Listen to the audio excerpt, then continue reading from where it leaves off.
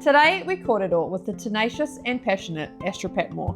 She is a mum, a wife, an entrepreneur, and currently the General Manager of Community Link Trust. Her career spans over 8 industries, and you'll hear about some of those throughout the conversation today. We kōrero about her mahi at Community Link Trust with rangatahi and whānau, everybody being able to contribute to their communities, the depths of burnout, the signs and some pathways through, creating and nurturing support networks, how to check in with your people, and the need to give grace, understanding and empathy, and just how short life is. Let's get into it. Kia ora, Astra. Thank you so much for having us today at Community Link Trust. We're very, very grateful for your time, and I'm so excited about what we're going to kōrero about today because I know how helpful it's going to be to a lot of people who may not have really deep understandings on a few of the topics that we're going to talk about. So thank you very much. Yes. We always start with a wellbeing card. We're trying to get people, instead of saying, hey, how are you? And then moving on with their day, to actually ask deeper questions, so whether that's at home or at work. So we're going to make you run the gauntlet, see which one you're going to go for today. Okay. What is the most valuable life lesson you learned from your parents? We're coming in strong. We are. I think the most valuable life lesson I learnt from my parents was probably 2. One is teamwork. They were always a team through everything, thick and thin, and just never giving up. They taught me to fight. Yeah. And that is very strong. Both of those things are so strong. Like, that's how I would almost describe you. So that's great teaching.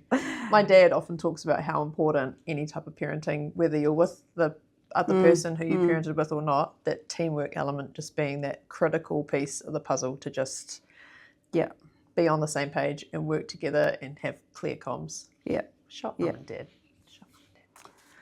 All right. Well, tell us about you. Tell us about where you're from. Tell us about your whānau. Where am I from? Well, I grew up in Ngārohe. I am the oldest of 3. I have 2 younger brothers. And my parents were in business together from when I was young, right through. And yeah, so I've always seen and witnessed work and family and doing everything as a team, not even just mum and dad as a team, but like as a team of 5. Yeah. I've done a lot of things in my life. I get bored easily, so if there's not enough challenge, I move on. And I think that I'm quite intentional about trying to make sure that that I'm achieving what I want to do and doing the next thing, but also showing that to my kids and supporting my husband in that same thing and friends around me. Yeah. There's always more that people can achieve. Yeah. There's always more to do. There is always more to do. Always. And we're the kind of people who keep adding that to the to-do list Yes. instead of going, that's not my wheelhouse to worry about. Yes. Yeah. Now, I'm overviewing this, so I'm going to leave a lot of this for you to fill in the blanks. But last year you found yourself in what I'm going to call total burnout with no reserves left in the tank. You took some time off work, and in that time your mum also came to stay with you because she was unwell. So talk to us about that entire process, really, but even start with the warning signs of that burnout maybe, and we'll move through from there. So what were the warning signs? What was it like doing that for 2 decades almost? And what were some of the things you noticed about it once you were in it? Because it might help somebody else to understand what to look out for. Yeah, I think I'm somebody who has, the saying is you only know what you know, right? And I think growing up in a family that worked a lot and that kind of thing, that was my MO from day one, sort of thing. I was double shifting at 19 as a chef, and I would finish my day job and go and change uniforms and jump into the kitchen for rugby and be chefing the whole rest of the night there. And so that was kind of just normal for me in all sorts of different areas and industries that I found myself in. but I noticed the warning signs in that I noticed was I am somebody who's probably got quite high capacity, and I've come to realize that. But one of the, I guess, biggest warning signs that I noticed, I did start developing some fun little heart things that showed up when I was probably in my mid-30s, which is not particularly normal. Yeah. But I also had trouble sleeping, and I was I tended to live on the edge of burnout. And I thought that was fine. I thought that was fine because there was always some buffer. There was always capacity. There was always just push through. Like you just you just push through. And hell, I stopped my labour with my last child because I was pissed off I wouldn't get an epidural. And I was like a minute apart. So I know the willpower is very strong. But that pushing through only gets you so far. And it had done well to get me about 2 decades. But I was actually having coffee with Mike Ma about 18 months ago. And I had gone to talk to him about some challenges we were having with funding and whatnot and a bit of business stuff. And the conversation actually ended up going into, but actually, are you okay? Yeah. And I was like, no, like I'm fine, it's hard and whatever. But the question that he asked me that just kept replaying in my mind on the way back, driving back from Auckland, was, but Astra, would you even know if you were in burnout? And I was like, shoot, would I know? Yeah. Because this is all I know. Yeah. And it's all I've known for so long. And so that was probably the thing that first started making me go, actually, you're really not okay, Astra, and you need to do something about it. But I also had this great gift of getting right to the line and then just take a little step back and then right to the line. And so I took a little step back, which was like, okay, Astra, you need to slow it down. And I implemented sort of having Fridays off-site. And so I would do a slow Friday. So I'd work from a cafe. I would do just the things that were needed. I would actually let my brain have time to think. And it kind of just it gave me breathing space at the end of each week. And so I think that kind of got me through for a bit longer. And, within Community Link, the last couple of years have been really, really hard. I came into the GM role at a space where we were shifting buildings, and it was there was a lot going on. The company, basically, we were needing a full shift and restructure. So we restructured, we shifted buildings twice. We had a funding crisis where the funding was just completely pulled across the board for everybody, but it was huge for us. We were hemorrhaging money. And I was just trying to keep staff employed because they were good people with families, and we did good mahi, and we had kids that needed it. And how do you survive? You're responsible for 30 plus people's livelihoods. So you keep pushing through. But last year, which was then also the building downturn, so that was not helpful for Property Link, which is our social enterprise. So that put more financial strain in there as well. I remember waking up on the 4th of January and I was in Auckland because I was working the ASB tennis, running the Heineken bar up there. Of course you were. Because I do. But I get called in for big events, but I love them because I can walk in, I do my thing, and I walk out. And so they don't actually take a hell of a lot of brain space on either side. You're just in it, and it's almost an escape for me as well. But I was up there, and we were staying up there for the 4 days or whatever, and I woke up and I was like, man, God, I am not ready for this year to start. And I felt like God was like, it already has, mate. Like, you got to roll. And I had 5 massive rocks to shift, one of them being a restructure. I'd had a senior staff member resign. I still hadn't done my budget for the year, and we were in the year. Like, just big things. And it was really, really stressful. So that kind of time period There was just so much going on. I felt like I was just on a rat wheel, and I was just running 100 miles an hour. And my team were running. We were all running, and we were running circumstantially because we had to, because we had to shift buildings again, and you know, a bunch of other big things that were happening. But it was just a lot. And so then by the time I got to middle of June, I had heart stuff again. This was a different heart thing. So this was like, it turns out there's 3 ways your heart can tell you it's not happy. Yeah. So I had that, and my doctor was not happy about that when I'd started having chest pains. And I actually couldn't get English out. I was on a panel being interviewed, and they asked me a question, and I'm sitting there in front of 200 people holding the mic completely blank. And I was like, sorry, I just blanked for a second. What was the... And then he told me, and I was like, oh yeah, okay, pick myself back up again. But I got off from there, and I was just like, man, I'm just not even, I just can't even function right now. Yeah. And my mother-in-law had been watching. She was like, you look exhausted. I was like, thank you. Whatever girl wants to hear. Yeah, yes.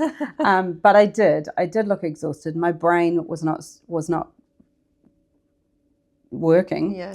And then so that was on the Sunday, and then on the Monday I had a meeting with the board, and off the back of a bigger group meeting, and I just couldn't even get English out to go, I'm not okay. Yeah. And so I actually had somebody else on the board was like, hey, I've had a conversation with Astra, and she's not okay, and she needs this time off, yeah, like now. And so so that was on the Monday, and I stayed at work for the rest of the week, basically doing handover, yep, so that someone else could come in, and then I was off for what ended up being 8 weeks. And I had an ankle procedure because my ankle hadn't healed because my body was so stressed. It was 18 months at that time for the injury. And so I had that. I was off for like 2 days with my leg up, and then I got a phone call that my mum and dad they'd been holidaying in Australia. She was in the hospital on her birthday over there, and they said, go home, you're dying. And so mum had been diagnosed with terminal cancer a few years back, but she had been doing really well. And then she wasn't. And so dad got flights sorted, and she came out of the hospital and came back and got to my house at about midnight a few days later, and then stayed with us for that whole 8 weeks. I just stepped into caregiver mode. So I didn't really get any time to worry about me. What I did get, I still had kids I had to get off to school. I still had a husband. I now had mum, and I'm so incredibly grateful for that time. And that was just absolutely God orchestrated. I could have never walked out of my job for 8 weeks to go and spend time with her.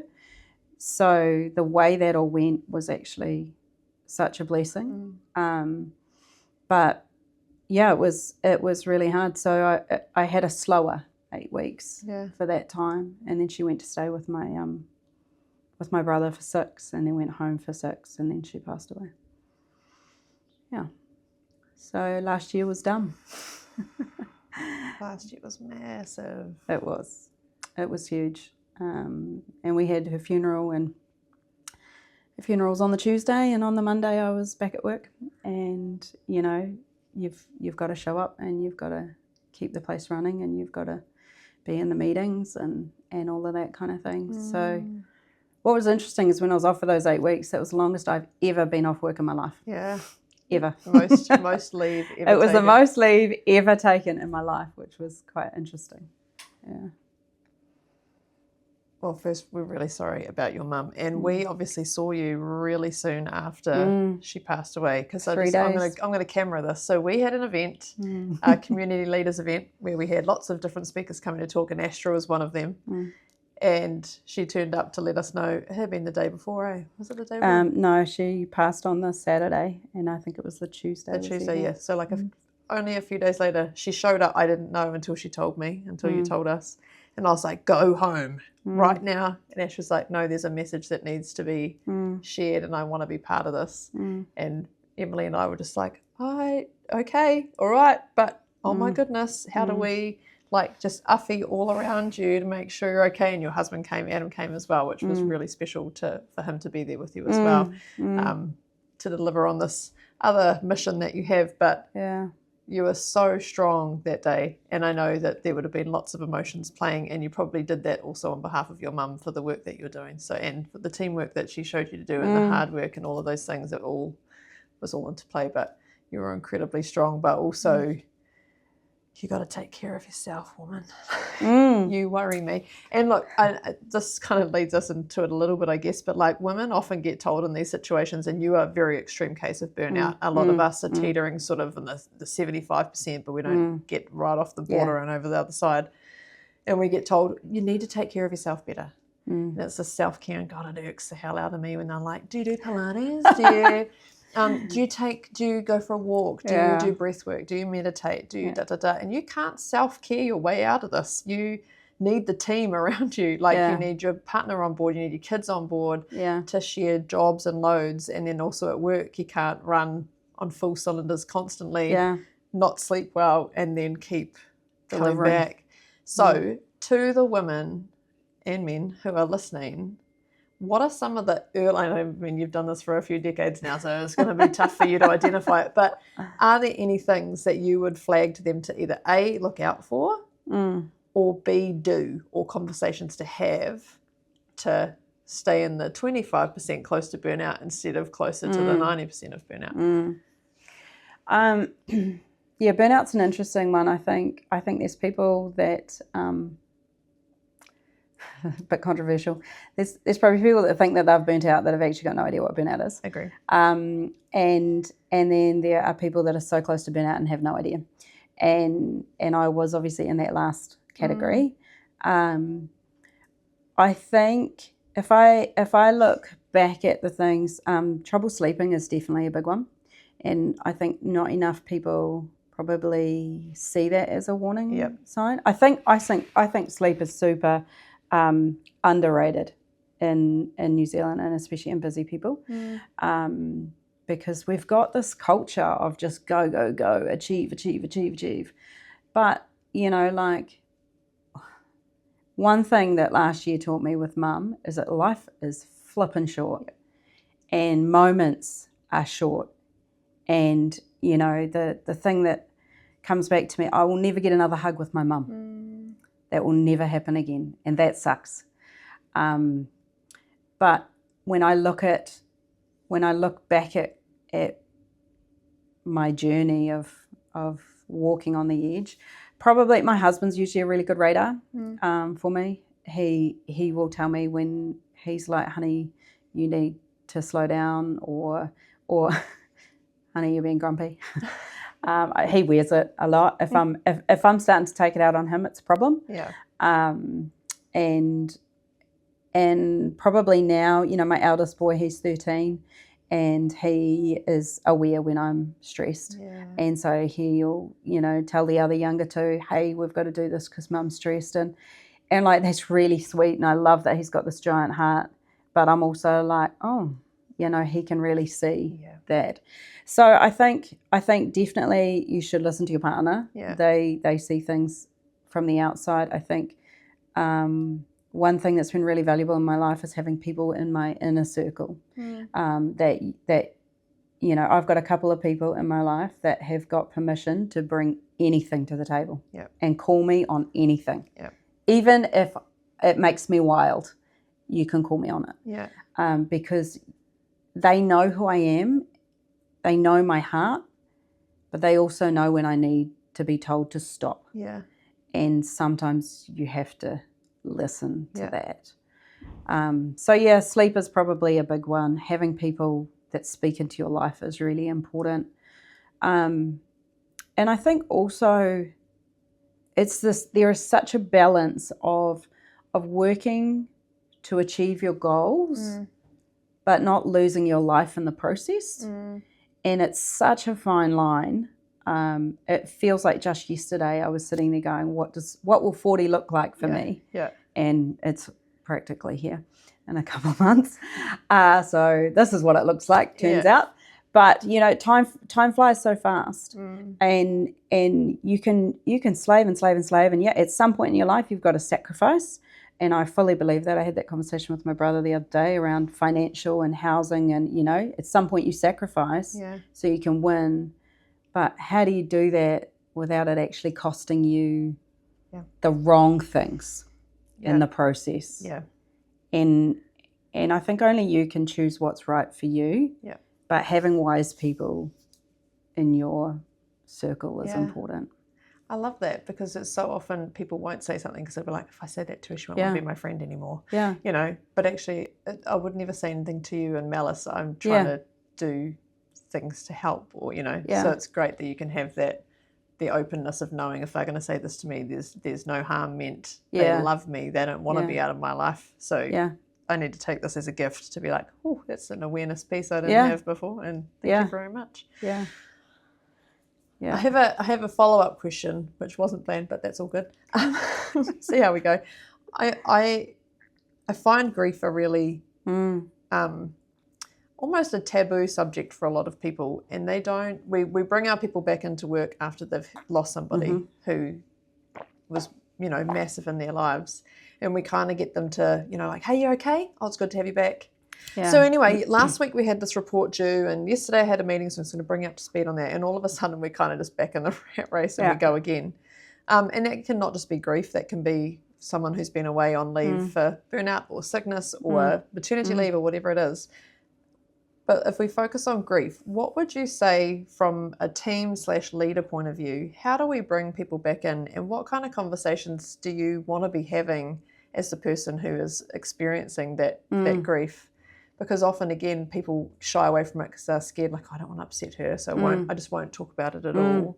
But a lot of the time we actually do kind of want to talk about that person because they were really special. And if I get to tell you a story about somebody I love, like that's like, yep, I'm probably going to be sad and you're going to see some tears brew up. But it actually also was really nice to have their spirit here for a bit. So is there anything that you would talk to around that for a team to be aware of, or conversations to have, or how to bring those people back into the space?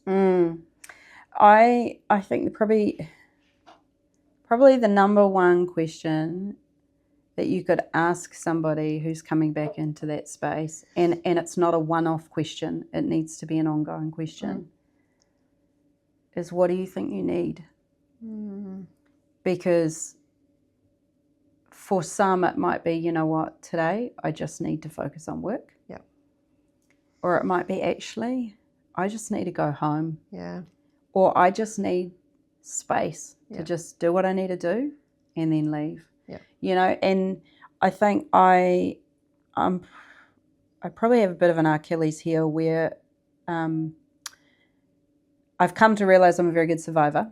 And that's come out of conversations with people this week, actually, just randomly sharing a bit of life story of just the last 10 years. Yeah. And I think I have a great ability to just push emotion down and get it done, just get the job done. But actually at some point you have to deal with that. Yeah. You can't actually keep it down. And I'm also a very strong believer that emotion and even things like bitterness and resentment and whatever, you hold that in, it will physically make you sick. Yeah. I fully believe that. And so I think from a caring perspective for your team, it is, what do you need? And being aware of that. When I came back, we had a team meeting on the Tuesday, and there was some pretty abrupt things that came up of like, okay, well, we've got these deadlines and we've got this, and like fair call, I'd been dropping the ball on some things. Totally. I mean, my mum was dying, so I was dropping the ball. But somebody actually spoke up and said, can we just stop for 1 second and recognise that to bury your mum and then turn up to work on Monday is a hard thing to do. And I was like, I just burst into tears. Yeah. But I was like, actually, yes, it is. Like in that moment, there was this clarity like, shit, this is really hard. Yeah. And actually, this sucks right now for me. And I just want you to understand how much this sucks right now. Yeah. And that is not because I needed sympathy. That is not because I needed mollycoddling. What I needed was just grace. Just grace. Yeah. To just let me find my feet. Yeah. Figure it out. Just let me figure it out. Let me walk this out. I'm going to do my job. I'm going to get to you when I can get to you. But you've actually, I don't think anybody can fully understand somebody's journey, whether it is somebody dying, somebody leaving, a separation, divorce, whatever. You can't actually know what it feels like until you've been in it. Yep. And grace is so important. Even if you don't know what it is, just have grace for people. The world would be a better place with grace. It would. It would. Yeah. Long answer, sorry. Keep giving me long answers. You put me on the back foot. Like, there's no thing to follow up with that other than listen to her. Like, listen. That it's just common decency. It's being a human to see. I don't have to have lost my parents to understand how harrowing that would be and what that would be like to try to then just step back into normal life. But a big piece of your puzzle just disappeared. The support network that, like, I talk to my parents every day on the phone, even if it's just a quick yarn on the way to pick the kids up and be like, hey, what have you been doing today? We went to the supermarket. Oh, cool. Like, what'd you do? just they're your people. They're there. And so when that piece leaves, that's huge. And I think too, mum had gone. Yeah. I've still got dad. And dad's not okay. And he won't be okay for a very long time. And I don't think people can fully understand the dynamics of what happens in a family when something like that goes down. Yeah. Mum and dad, they were together for 41 years. They celebrated their 40th wedding anniversary 2 months before she died. And I think she was hanging out to hold on for that, for Dad. And they had lived and breathed each other in business for 40 years, 41 years. And so the aftermath, when all of a sudden Mum's not there and me and my brothers are like, what do we do here? Yeah. We've got a family business that one of my brothers is in and the other brother has stepped in to help run and oversee. And, Dad is not dealing, coping as best as he can. It doesn't just stop. And it won't. And I've got 3 kids that are upset that grandma's gone. And the stuff just keeps happening. And I think, there is no quick fix. There is no, great, you're back at work, let's go. Yeah. We've all been waiting for you, go. Yeah. People thinking big picture, thinking outside of what they can see and actually just, looking into that space and having grace for that person and being like, actually, your world probably is really hard right now. Yeah. In more ways than I can imagine. Yeah, in more ways you can, that perspective, the empathy for it. Yeah. My heart is with you and your whānau.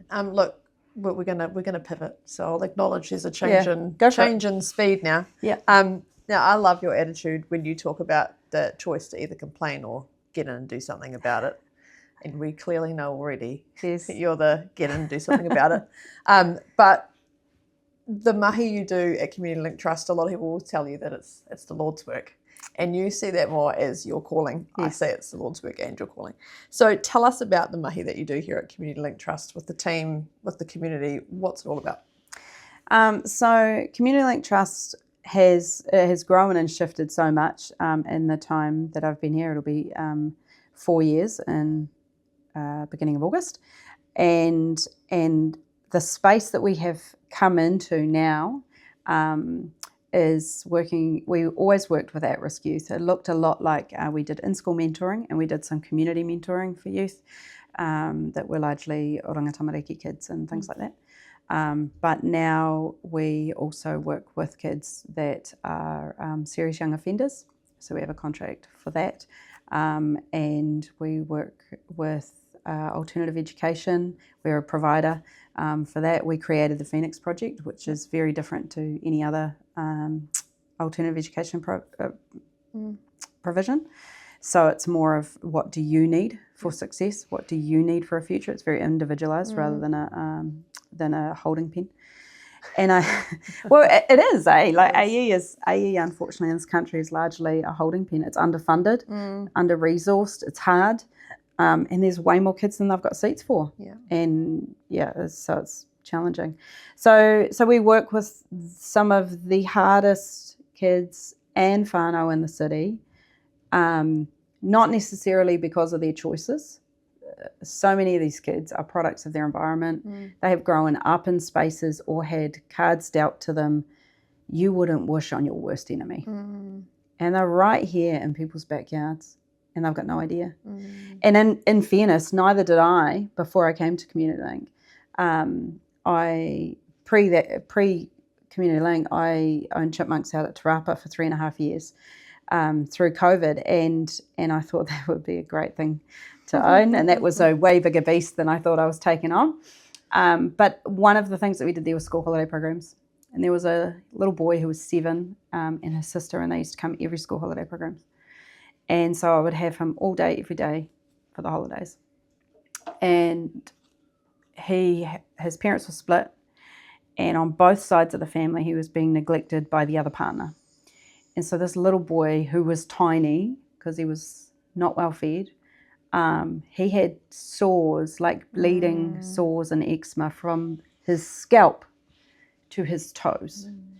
And he would have socks on his arms, and he would come in every morning and I would dress him, like deal with his wounds and stuff in my office in the back of the kitchen and just fix him up and love on this kid. And my heart broke, and you'd kind of hear stories about stuff that was happening at home and just not amazing things, and to think this is like right here, this is happening. My kids are running around playing with this kid, and this is Hamilton. And that was the decision for me to leave, to sell chipmunks and go and do something that actually mattered.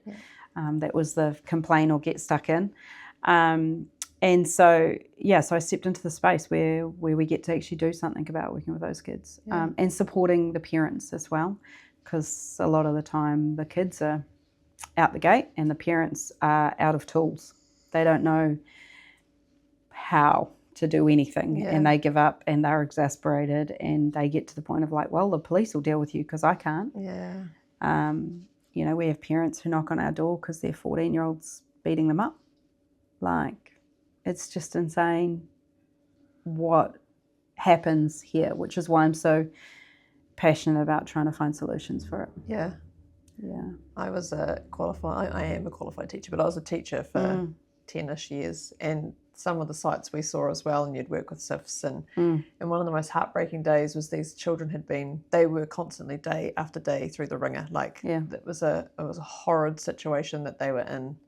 And we did the same. We'd be nit treating and sores treating and putting clothes on them. They wouldn't have had food. They were ravenous when they'd get to us, like all these different things. And you'd be on the phone with SIFs, and they'd come in and they'd assess. And one day they broke my heart because the story that our kids told SIFs that day of what was going on at home, like I had tears in my eyes listening. I sat with them because they'd said, they won't talk to you. They won't talk to us about it. And I said, they will. Yeah. But I need to sit in the room so they know it's safe. And so they talked about it, and then the kids went off. And she just looked dead straight at me and she's like, it's not the worst I've seen. Yeah. And I was like, I understand that your job's really hard and that you see some horrible stuff, but for these kids, this has become their normal, and we have to, that's not okay to say that, because this is harrowing situation. So that's where I was like, what am I going to do? And I was going to go down the social work path, and my husband was like, we'll never have a house big enough to house them all because you'll try to bring them all home. I was like, it's true, I would.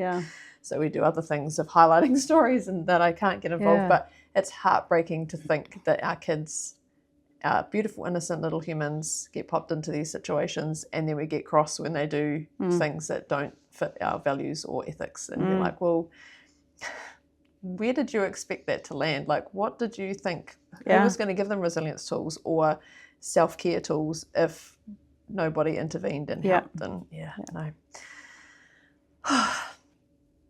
Right. So you do so much in the space with them, but you have a pretty special event that you guys run. Talk to us about that. So when we had the funding crisis, which was not last year but the year before, when government turned the tap off, we were hemorrhaging money, and my husband and I are in the car scene. We're in a car club with a lowrider, and that's my husband's passion. He's a mechanic in automotive. He's a photographer who really loves cars as well as shooting whatever else. And so he had wanted for ages to do a car meet, and unfortunately he's married to a wife who's like, yeah, cool, great, let's go. And so he was like talking about the car meet, and I was like, okay, let's go even better. Let's do a car meet and let's turn it into a fundraiser. So I shanghaied his car meet and created a fundraiser that became this community event. And so the first year that we did it, which was 23, we had about 300 cars through. We had 2,000 people, and we had 7 vendors. And it was just the most amazing day that people got out and supported. We had our Phoenix students. They did, what did they do? They did a fry bread burger that sold like hotcakes, and we couldn't, we had volunteers in there making fry bread with the kids. They couldn't make fry bread quick enough for how this was going out. But it was just such a beautiful day, and it was really cool because my heart is for people to come together. And Adam, my husband, he will be okay with me sharing. He grew up in literally a once warrior's home, and he knows what it is to walk the road these kids have been on. He made better decisions, probably largely because they'd shipped them all down south at that point, but he knows what it is to have that stuff. And so he grew up with nothing, literally nothing, in state housing, and now he has this beautiful Impala that is his dream car. And, a wife and 3 kids and stuff. And that doesn't happen by chance, that happens by choice. And so he has done the mahi to actually get there. And so his heart is for these kids to go, to see these things and be like, yeah, you can have this too. Yeah. And I didn't steal it, and I don't sell drugs. Yeah. I just work hard and make good choices. So he really wants to inspire youth. His tagline, which has become the event's tagline, is that our past does not dictate our future. And so From the Streets is Adam P. Photographer Presents From the Streets, which is the event, and all proceeds go to Community Link. So that's this year will be the 3rd year that we will do it. In September, it's become an annual thing because the people were screaming, we've got to do this again. Yep. The car guys loved it because it was just, it didn't matter your make or model, as long as your car was cool, it got in.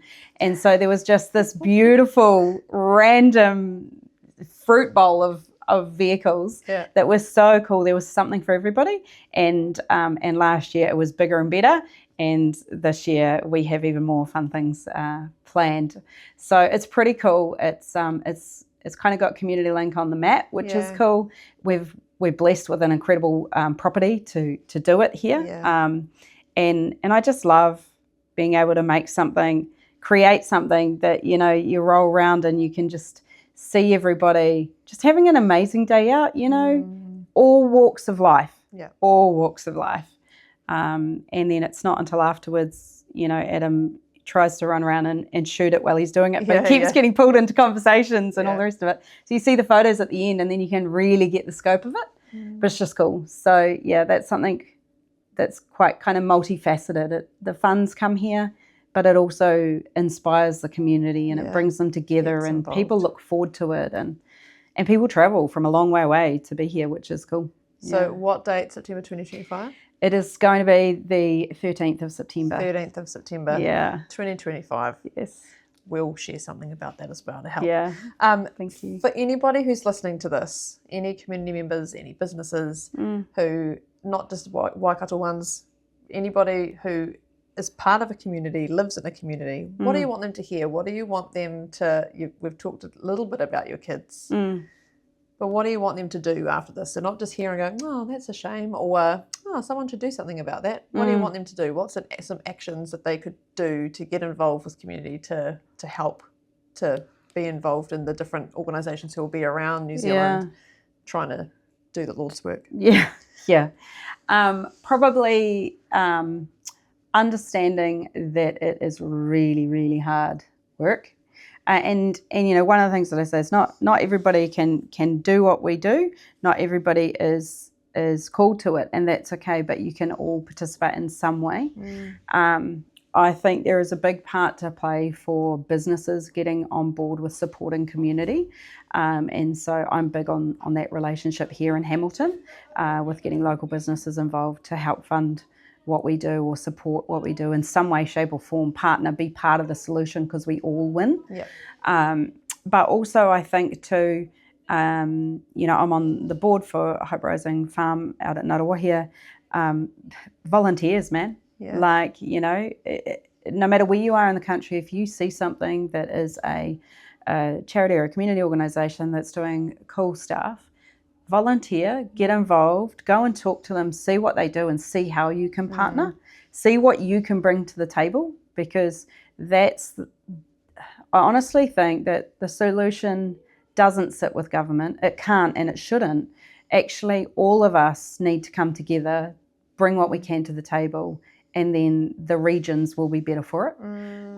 I would love to see a community link in every region. We haven't got there yet, but I think we're getting a model in a way that, you know, it's got some real strength that it could. But I think everybody can bring something to the table. But nothing changes if you just sit back and complain. And you know, even if you've not seen these kids, you know, if you've not seen at-risk youth and there's no connection for you there, the other reason that I do it is I'm not just changing these kids' lives or bringing them into a better future, but actually Hamilton will be better for my kids. You know, it will be better for the future that they're growing into. It will be better for my neighbours' kids. It will be better for everybody. So it's not even just like, oh yeah, there's some challenging areas over there, someone will do something about that. Actually, it makes it better for everybody. Yeah. And it makes it better for those kids when they have children. Totally. Cycles will change. What kind of, again, Lord's work, a lot of heavy stuff on all of your shoulders in different ways here in the different roles that you hold.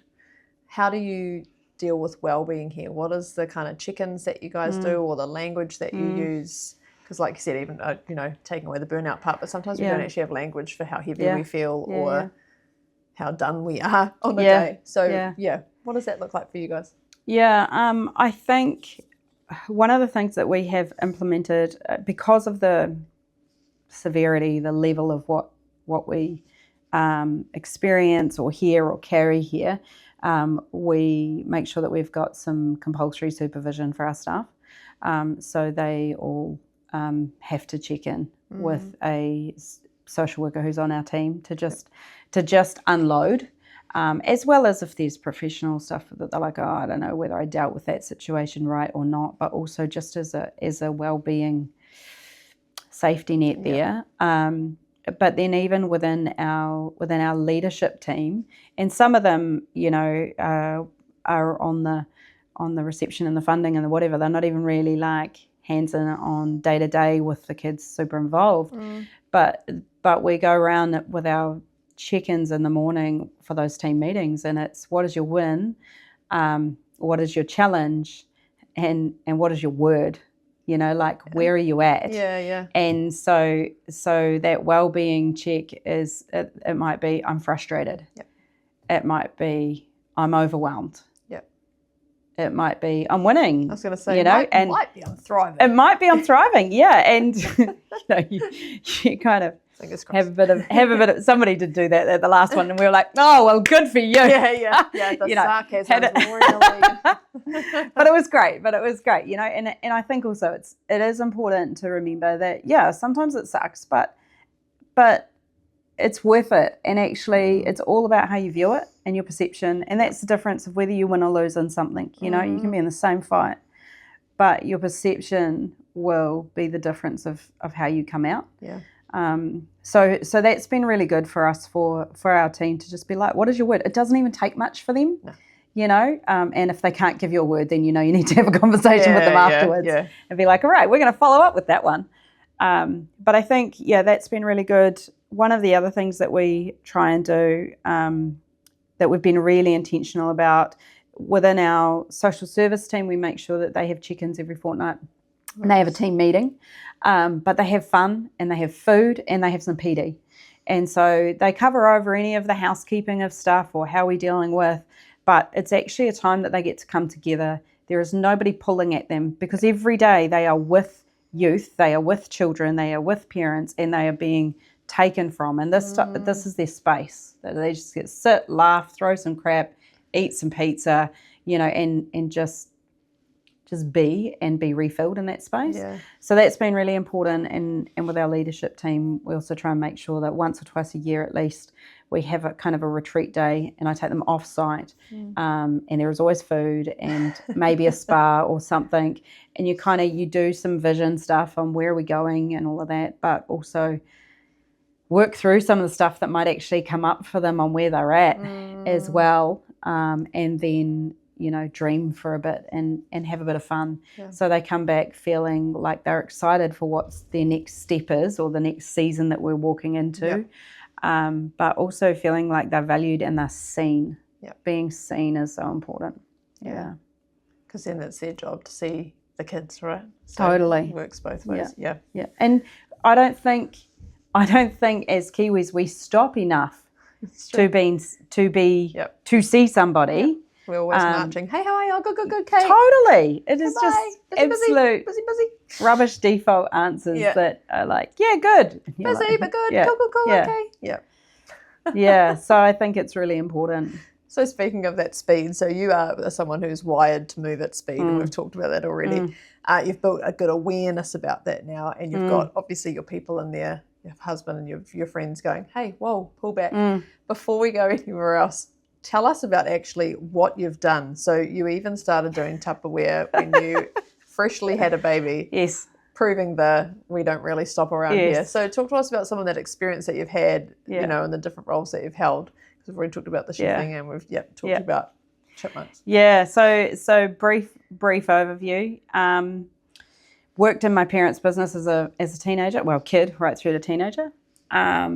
Worked briefly in a mechanics doing their admin. They wanted me to be a mechanic. I didn't want to spend $1,000 on tools, so then I decided to go and spend $1,000 on knives and become a chef. Had a motorbike accident at 19. I put a motorbike over a cliff. We used to trail ride relatively competitively. I was very competitive.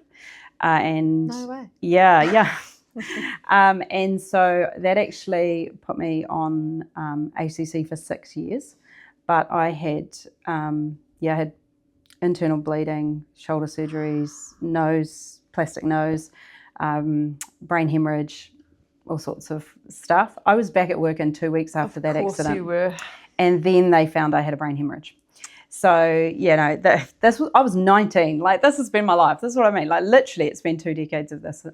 More than that, probably. And so I was in that space, trying to recover, working as a chef, got put off work because, oh, shoot, she's got a brain hemorrhage. I lost all my short-term memory and everything.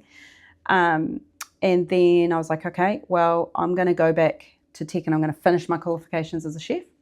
Going through that process, one of the surgeries we might need to do, you might lose 80% of your strength. I'm 20 at this point. I was like, okay, well, if I'm not going to be able to be in a kitchen as a chef, I'll run the kitchen, I'll run the restaurant.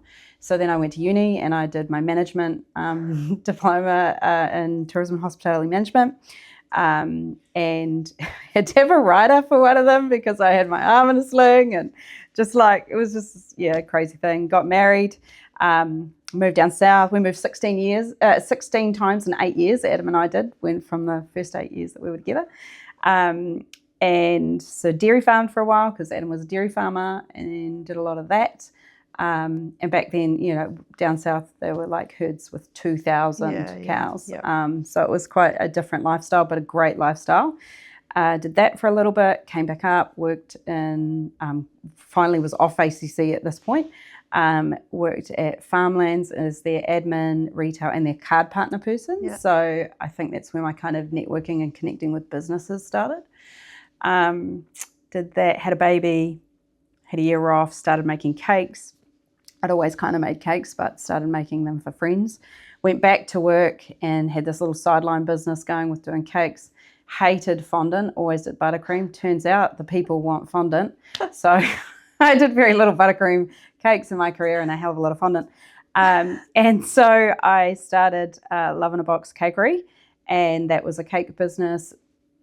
So I went, had baby, came back, for farmlands, and had my second baby, and then didn't go back. Ran with Love in a Box Cakery. I had that for maybe 5 years, and it became a wedding business. So I bought a caravan while my husband was at the gym. Don't recommend. That was nearly a divorce. But I had a great idea of turning this 67 Lilliput caravan, always about pushing it to the edge, 67 Lilliput caravan, turning it into a vintage caravan bar. And at the time, there was only one other in the country, and it wasn't here. So did that, and it was a coffee cafe set up in Tamahiri by what was the Pentagon daycare out there. So it did coffee during the day, and then the weekends it was a bar, and it would go out for weddings. Yeah. I think my achievement, my biggest milestone, we had the caravan doing a wedding over in where the hell was it? In a quarry over by Tauranga. We'd gone over to do a wedding, grazing table, cake, photography for that wedding, and I also had a pop-up bar, a pop-up cafe running in the Waikato Home and Garden Show with a team of people over there, and it was going all weekend. So we shot over for the Saturday, did that, came back in there. So I kind of had all these things stacking out. Anyway, at some point my brother said to me, Astra, you got to put more skin in the game. Like, you are just running everywhere and you're really not making enough money for the hours that you're running here. I loved what I did, but it financially, my kids were young and my husband was shift working. And so we bought Chipmunks and had that for 3.5 years through COVID. Sold the caravan bar to a winery. So that's down in Hawke's Bay showing their wines now, which is a great little vintage caravan still doing its thing. And was there, and then I came to here. We closed down the Love in a Box Cakery, which became the whole wedding thing, doing cakes, catering. I do full catering for up to 120, the photography and the caravan bar. And so we could do the full package, and that came from we just found ourselves in it, doing a wedding, and I kind of jumped in, and their photographer hadn't shown up, so Adam was there to do photos of the cakes, and so then he becomes their wedding photographer on the fly. And then at the end of the night they sat down and said, if we could have paid you to do all of this, we would have. You guys need to do this. So that's how that kind of was born. Wow. Did that, closed that down, rebranded the photography, so it's now Adam P Photographer, and I still second shoot for him, but that's his job to run that mostly. We have a clothing brand on the side because why not? That came out of COVID. And I still work for Montana Liquor Auditing and running the bars on big gigs only because I love it. And I've been there since I was 17 as a chef. And I ran their coffee, and I've done their front of house, and now I just do their bars. So that's a bit about it. And I'm only 39. I clocked 40 in July. For anyone who's listening to this, I'm just staring down the barrel of the camera, breathless at the even idea. You're talking about. That is so good. That's so interesting. And Tupperware was in there too. Tupperware, there was probably a few other woven in there as well. Holy heck, woman. Yeah. How good. And how good, Adam. He's a good man. You're on the train, bro. And you don't know which track it's going to to go down, but it's going to be fun. Yeah. How good and challenging, but good. Oh, that's fantastic. Yeah. Look, we'll come into that's outstanding. Wide for speed, literally wide for speed. Yes. We'll come into sort of again your well-being, I guess, but also again for those who are listening, if you're a CEO, if you're a general manager, if you're someone who's in those roles who are carrying some pretty heavy weights, and you spoke about it earlier, you've got livelihoods that are sitting there with you. The decisions that you make could help business flourish, and it could send it into the sink pretty quick too, depending on what you're doing. So it's a different level. Everybody's stressed, everybody has got a lot on, but it's a different it's a different weight that you're carrying. Totally. So what do you do for yourself? What supports have you put in place, or what conversations do you have outside of where you are to help you? What have you created? I obviously know where I'm trying to get you to with this. Yeah. Talk to us about that. So it's, I have found in the last few years I've kind of had sort of those one-liners that have sunk for me, that I guess bring me into a bit of a deeper revelation around my identity and who I am and how I'm wired. And one of those things was a couple of years ago, about 2 years ago, when I have a coach, Joseph Wilson, who's amazing. And honestly, I wouldn't still be here if it wasn't for him. But he said to me, look, Astra, you are wired for this. You are always going to run at 100 mile an hour. You have got to put some things in place. This is what I recommend. You need to stop every quarter. Just stop for a weekend. And so that's something that Adam and I have implemented, and it took Adam a little while to actually get on board. We're a bit different. For Adam, he is quite happy to just be at home on holiday. Yep. I can't. And probably, I don't know, hats off to any mum that can, to be honest, but I don't think you can sit in your house and be like, oh, I'm just going to relax. Yeah. I'm not going to look at the dishes or the washing or the dirty windows or anything else. I can't. I have to leave. I got given the okay for that when I had that coffee with Mike Ma, and he was saying he has to change regions. Wow. He actually leaves regions, and that's how he switches off. And I was like, okay, cool. So that kind of started playing into that thing for me of understanding how I work and going, okay, I actually have to leave. Then I needed to get my husband to understand I actually had to leave. We started implementing these quarterly getaways where we would unplug. And for Adam last year, I had them in the calendar, but we didn't actually. Last year was just a complete cluster. It was just such a. You couldn't script the way last year went. And so we had these things beautifully written on a calendar, but we didn't get there.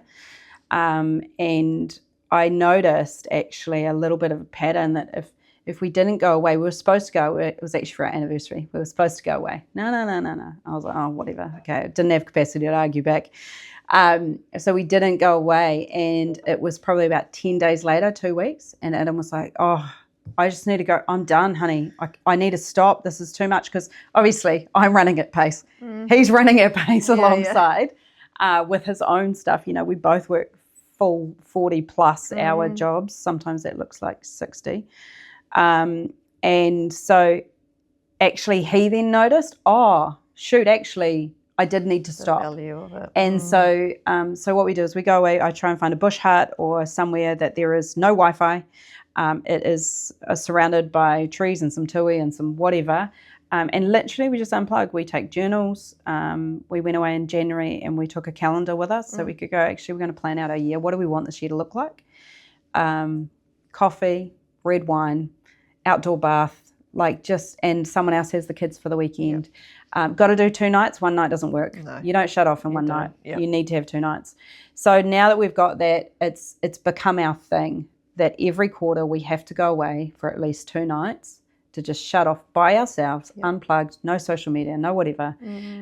Very hard for a photographer husband who's constantly just like, that's his jam. Yeah. So I might give him like a little window and then I'll be like, okay, you got half an hour, honey, and then put the phone away. Yeah. But he's just, he wants to do stories and he's seeing all these things and taking all these cool photos.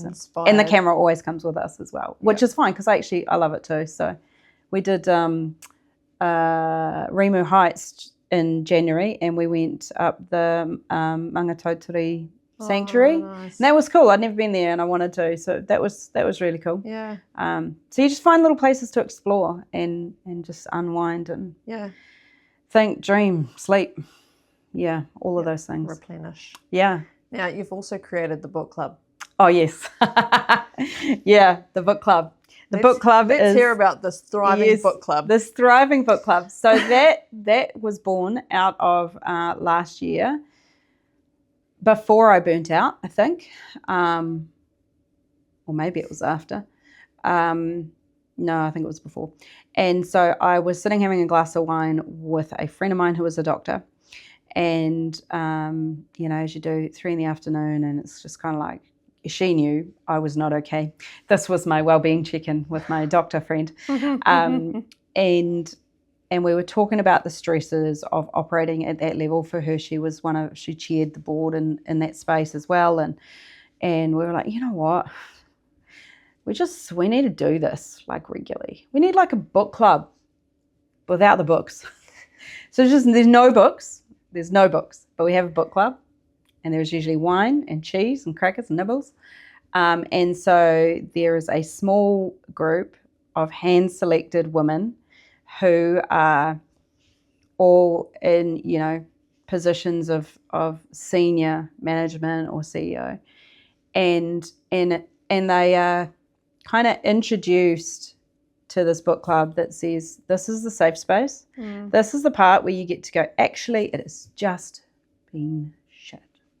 Actually, it's so hard right now. And you get to be real about whatever it is, because it is one thing to run an organization that houses the lives of many people underneath, but also you then have to go home and be a mum and a wife, and remember that your kids got learning discussions, and you were supposed to book the dentist, and the bloody dog needs to go to the vets. It's just so much more than what men have to do. Bless them. So this book club was actually it's been really amazing, and so I kind of started it with this thing and through this conversation, and as I approached these ladies and went, hey, we're doing this thing, and I want you to be part of it, they were just like, yes, please. And so, it kind of took a bit of a hiatus over Christmas, and we're connecting up again. And they're like, oh my gosh, we're so needing it. And so it's really interesting that this thing that I was just like, there's a gap here. I see gaps. Yeah. I see gaps. And I was like, there's a gap here and we need to fix this. And this is what it needs to look like. But it's been so powerful, because honestly, I hand on heart, if we didn't have that book club, some of these people would have resigned their jobs by now. It's been so important to have that safe space as women, that you can be real and actually go, actually, it sucks. But also talk about some wins, or get some input or ideas, but are you okay? We've got a psychologist in there, so we're like, great, your professional supervision, we'll count that. And so there's a really cool mix of ladies, but the key is that they're all kind of at that level where they all struggle with those things, but they all also understand we're in a place of vulnerability here, and you have to respect that. So that's why they're kind of hand-selected, because we had to be really careful that what we were creating was going to be something that was safe. I didn't want a space that people came into and then felt they couldn't share because they couldn't trust, because then that defeats the whole purpose. So yes, that is the book club. So it's a once a month book club midweek, and it's really important. It's outstanding. Yeah. Love when you told me about that, I was like, it's an I'll invite you to the next one. outstanding mask of what's going on in the background. It's great. With our work, Yes. and even if we look at those women in your book club who shall remain nameless, Yes. Our identities get tied up in our work, and we start to become that persona. And if we're not that, then who are we outside of it? Like if it's a real quick example, I used to be a netballer. Yes. And so then when you don't play netball anymore, Who are you? when people come to have a conversation with you, the first question was always, so how's netball going? And then you're like, I don't do that anymore. And they're like, oh. And then there's like crickets. Oh, what do we talk about now? But it's also, from a personal point of view, our value, our perception of who we are and what we bring. And for you, you've got this sort of, I'm not a quitter, and I work hard, and I do these things. So have you got any sort of insights around that kind of conversation that we have with ourselves or with others around how we do, or how we can actually separate that and not make work who we are, and make sure that it's something that's to the side that we do, but it's not necessarily the identity that we hold? Yeah. I think for me, it's been quite a journey that I've kind of gone on, because obviously being in a bunch of different things, I'm known for a bunch of different things in different spaces. But I think when I've gone through those challenges of that kind of, particularly here, interesting, I was redoing my slight segue here. I was redoing my CV just yesterday, for liquor auditing purposes, not because I'm looking for a new job. But I have to supply it to council, and I was reading through it, and it was from 2021 when I came here, and I was just like, man, I am such a different person just in 4 years, which is so interesting to just see that and be like, whoa. So that was quite cool. But I think that from an identity perspective, when you go through the really, really hard things, you can't afford for your job to be who you are. But in New Zealand, it's always, who are you and what do you do? What do you do? And rightly or wrongly, that is the Kiwi way. But I think it's really important for people to know, who are you rather than what do you do? And so I have come into a space of going, okay, when I had to walk the tightrope of the funding crisis and then the building industry downturn last year, that's been 2 incredibly hard years of financial challenge for Community Link, and we've grown in turnover, not in profit, but we've grown in, that's not the game, but you want to increase so you can at least replace your vans when they crap out. So which happens, we've grown in that space, but walking that line of like, the doors could close here. And if they close, am I a failure? Does that mean I've failed? And when you're someone who's not a quitter, I don't do fail. So I had to really walk this thing of like, actually, if it ends, that doesn't change who I am. So I think a lot of it has been, I've been very intentional about that journey. It didn't happen by accident because I've been challenged. And that, is a big part of that has been my coaching with Joseph, where he's really challenged on that identity. Like, you aren't your job. And I believe that, we are all on the earth for a purpose, and then we have different assignments or spaces where we're in, but those jobs will change a lot in my life. Those jobs will change and those roles will change, but it doesn't change who I am. And so I think it's really, really important for people to prioritize figuring out who they are when no one else is around, when who you are when no one else is watching. Like, when you know that, the world can shake, but you'll still stay standing. It's I can't overstate that enough. I think it's also the awareness to know that you will change, and your values will change, and your behaviours will change, and like, you get older and you start to give less fucks. About people's perceptions of you or opinions. You're kind of like, oh well, good luck with that. I don't really mind. Whereas when you were 20s, if someone said the same thing, you're like, oh, you just stabbed me in the heart. That hurt me so much. But it's also, I think, knowing that there's all those paradoxical things. Like, I can be kind and tough. I'm not always going to roll, and sort of knowing that those things about yourself are all right too, and when you're going to dial something up, but when you're going to dial that one back, and knowing that you've kind of got a toolbox and you're not going to use all those strengths or things all the time, but in this environment, one of my pain points, we talk about this a lot with the work that we do with different organisations, is you shouldn't see me with my kids and me be a totally different human 100%. to when you see me at work and I'm, I might be bolshy and a tyrant and stuff at work, and then this soft little, look at you, my pretty little princess. So knowing that too about yourself, that you don't want to be a polar opposite human in these different spaces. You want to know who you are across all and how you bring different strengths to each, but also knowing that I can park work and I can walk away. And it's a big thing. And being an entrepreneur, that's even harder. So when you start something, you may be at the moment, you're the protector of the Community Link Trust at the moment, or you're the, I can't think of the word that I'm trying to look for, the shepherd at the moment who's bringing them through it, and you want to leave it in a better place. But when you've started something, it's like another level. Totally. It's 100%. Because you've started this thing, and again, people go, oh, how's that thing going? And if you have to be like, finished, which I had to do many times, that's a big learning curve as a human, to be like, how do I explain that I failed at that? But, am I all right? Am I a good person? Did I do all the right things? I think it's really easy, or it's easier for people to sit with if you view those things as seasons. There are seasons for everything, And just because something has ended doesn't mean you're a failure. Yeah. You know, I was the cake lady for so long. In fact, I still get called that by different people. Oh, do you still do cakes? And I'm like, no, haven't for many years. I do the odd on the side, but no, not really. Chipmunks was really hard. Yeah. For me, that was a really interesting season, Like we bought it and started at the beginning of 2018, and then I sold it in July 2021.